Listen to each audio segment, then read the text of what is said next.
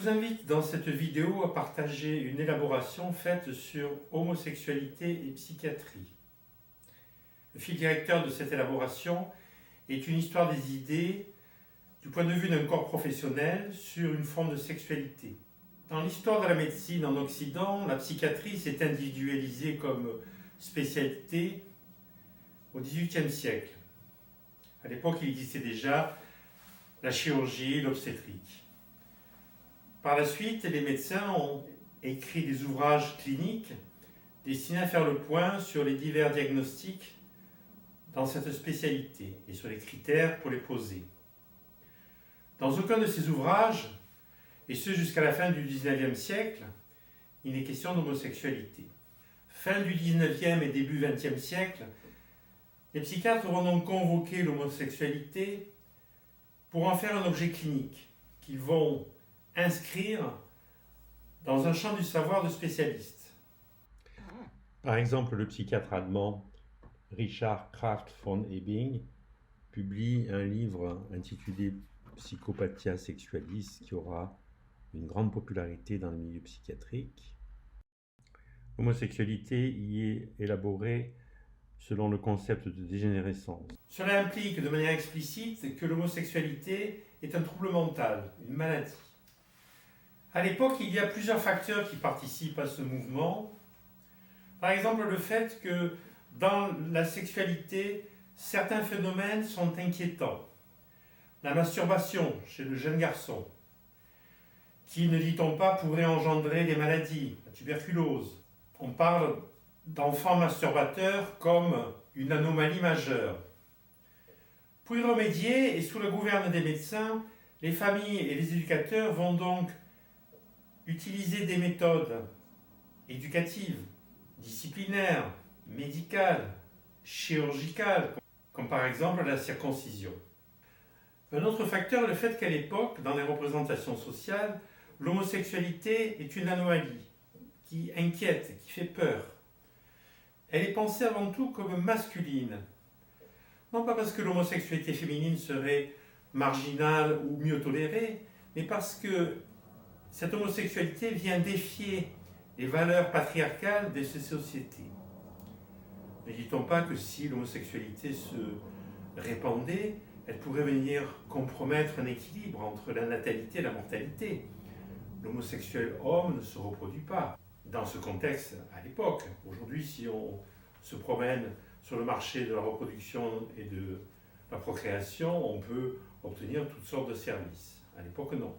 Pour se faire une idée des représentations sociales de l'époque, on peut par exemple évoquer le cas de l'écrivain britannique Oscar Wilde, qui en 1895 est condamné à 2 années de travaux forcés dans une prison pour homosexualité. À l'époque, il était père de famille, il avait 2 enfants, et il est aussi condamné à être déchu de ses droits paternels et civiques.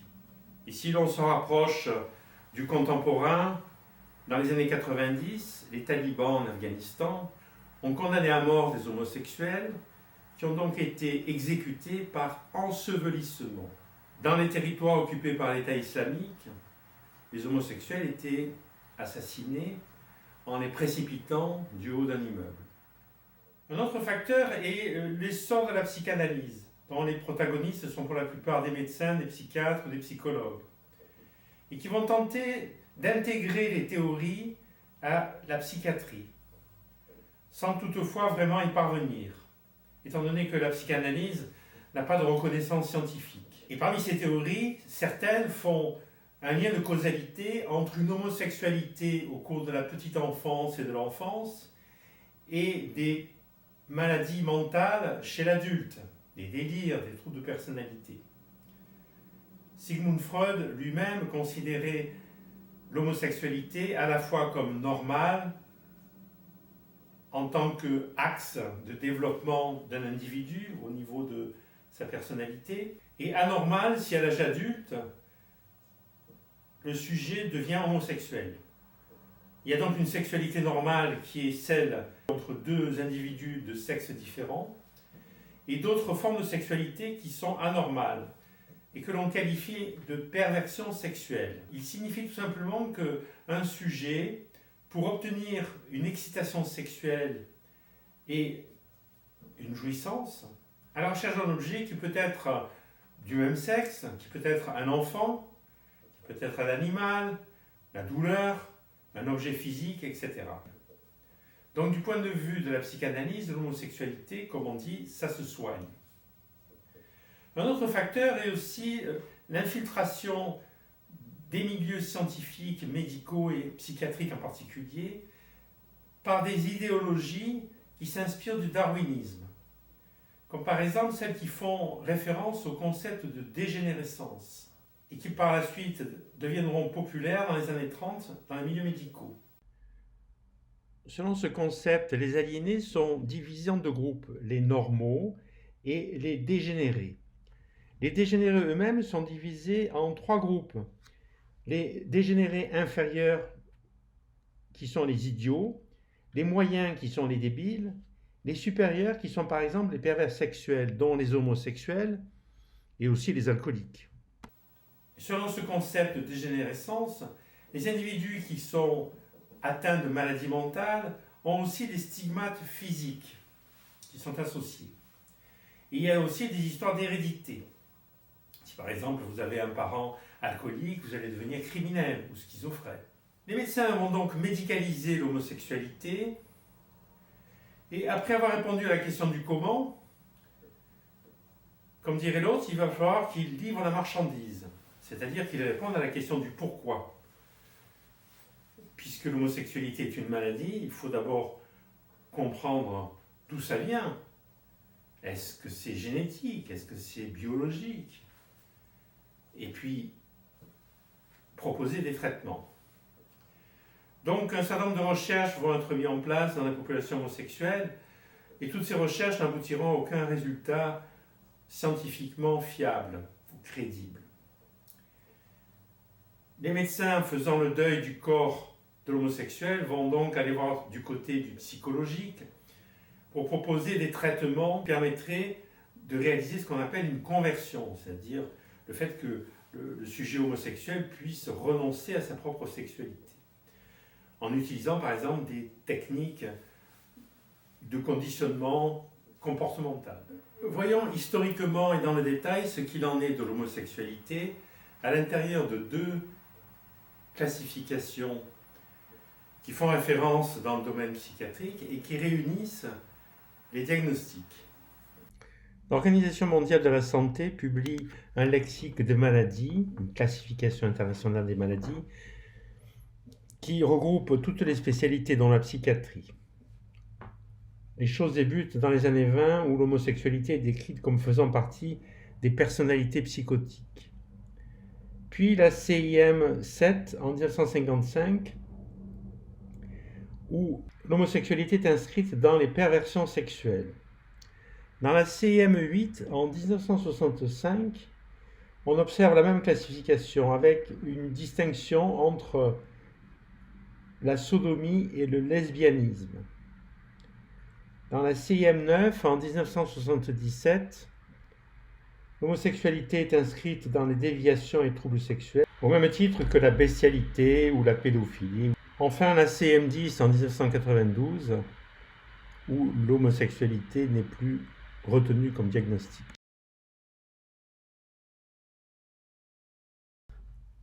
L'Association américaine de psychiatrie publie en 1952 un premier manuel diagnostic statistique des troubles mentaux, qui inclut le diagnostic d'homosexualité dans la rubrique personnalité sociopathique. En 1974, la version numéro 2 maintient un diagnostic d'homosexualité égodyssyntonique. En 1973, et sous la pression de leaders d'opinion et du groupe de défense des droits civiques nord-américains, les psychiatres de cette association sont enjoints de voter une abolition de ce terme homosexualité dans leur lexique. Cette décision est prise après un vote effectué où 60% des psychiatres seront favorables et environ 40% défavorables. Ceux qui sont opposés à ce projet sont pour la plupart psychanalystes. Celle de 1980, la version numéro 3, maintient ce diagnostic, qui disparaît en 1987 dans le DSM-3 dit révisé. Si dans les années 70 on consulte ce dictionnaire médical qui à l'époque fait référence, on y trouve à la lettre H homosexuel, défini comme un individu qui, bien que ses organes génitaux soient normalement conformés, présente une inversion de l'instinct sexuel dont il recherche la satisfaction avec un sujet du même sexe. On distingue donc cliniquement 3 types d'homosexuels: le pédéraste, qui est attiré par les jeunes garçons, le sodomite qui pratique le coït anal et l'inverti qui est sur un versant féminisé. Définitions qui sont illustrées par des citations du romancier français André Gide. Pour l'homosexualité féminine, il y a un terme générique, tribadisme ou saphisme. Y a-t-il une conclusion à cette élaboration? S'il y en a une, peut-être que provisoire. On peut toutefois constater, sans faire de confusion entre jugement de valeur et jugement de fait, que le pouvoir médical en tant qu'organisation peut s'approprier un objet clinique qu'il va inscrire dans un champ du savoir qui est un champ de spécialistes, objet qu'il va requalifier et médicaliser, et ce de manière quasi indéfinie. L'histoire dont nous venons de parler a duré plus d'un siècle. Et il va le faire même si, au fil des années, cet objet clinique ne présente en fait aucune perspective scientifique.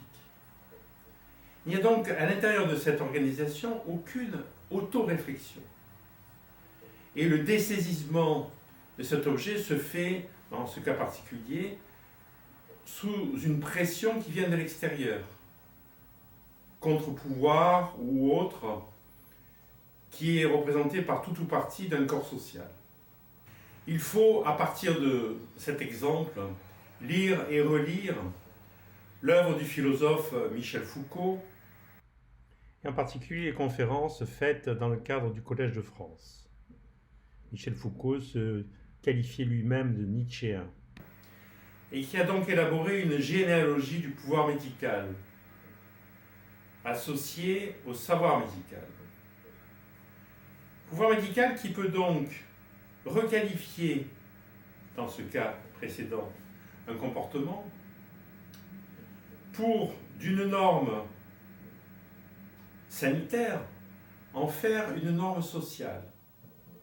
Ainsi peut-il collaborer à ce qu'on appelle le biopouvoir, le pouvoir sur les corps des individus, qui peut être disciplinaire, voire totalitaire. On peut illustrer par exemple cet asservissement volontaire des médecins à des pouvoirs totalitaires. Dans les années 70, dans l'ex-URSS, les autorités ont décidé d'interner des dissidents dans des hôpitaux psychiatriques et de manière indéfinie. C'était sans doute plus efficace que de les envoyer, comme on dit, crever dans des camps de travail, et ils auraient pu devenir des martyrs. Les psychiatres ont collaboré activement à ce processus en posant des diagnostics, par exemple, de schizophrénie. Il faut être cinglé pour contester l'orthodoxie, l'idéologie socialiste soviétique. Et ils se sont basés sur des textes de loi à l'époque qui régissaient ces internements et dont le contenu était très proche des textes de loi utilisés dans des pays démocratiques, comme par exemple la France, qui avait son propre système d'internement administratif intitulé placement d'office. Je vous remercie pour votre visite. Les prochaines vidéos feront suite à celles centrées sur la représentation des troubles de personnalité dans le cinéma hollywoodien, d'une part, et d'autre part la suite d'une série sur les décennies, sur la folie mise à l'écran à Hollywood,